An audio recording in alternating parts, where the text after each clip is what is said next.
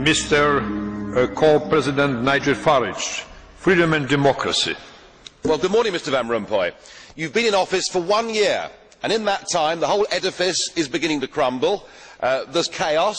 The money's running out. I should thank you. You should perhaps be the pin-up boy of the Eurosceptic movement.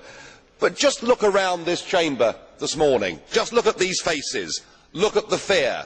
Look at the anger. Poor old Barroso here looks like he's seen a ghost. You know, they're beginning to understand that the game is up. And yet, in their desperation to preserve their dream, they want to remove any remaining traces of democracy from the system. And it's pretty clear that none of you have learned anything. You know, when you yourself, Mr. Van Rompuy, say that the euro has brought us stability, I suppose I could applaud you for having a sense of humour, but isn't this really just the bunker mentality? You know, your fanaticism is out in the open. You talked about the fact that it was a lie to believe that the nation state could exist in a 21st century globalised world. Well, that may be true in the case of Belgium, who haven't had a government for 6 months, but for the rest of us, right across every member state in this union, and perhaps this is why we see the fear in the faces, increasingly people are saying, we don't want that flag, we don't want the anthem, we don't want this political class, we want the whole thing consigned to the dustbin of history.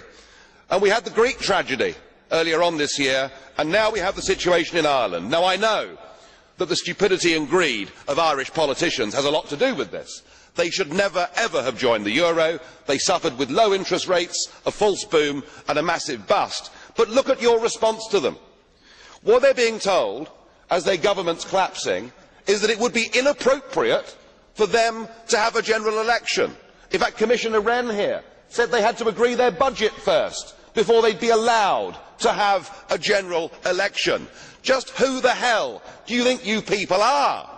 You are very, very dangerous people indeed. Your obsession with creating this Euro state means that you're happy to destroy democracy. You appear to be happy for millions and millions of people to be unemployed and to be poor.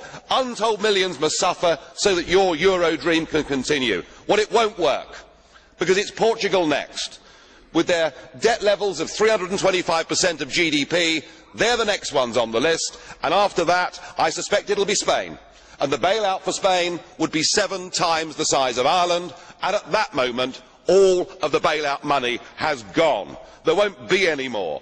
But it's even more serious than economics, because if you rob people of their identity, if you rob them of their democracy, then all they are left with is nationalism and violence. I can only hope and pray that the Euro project is destroyed by the markets before that really happens.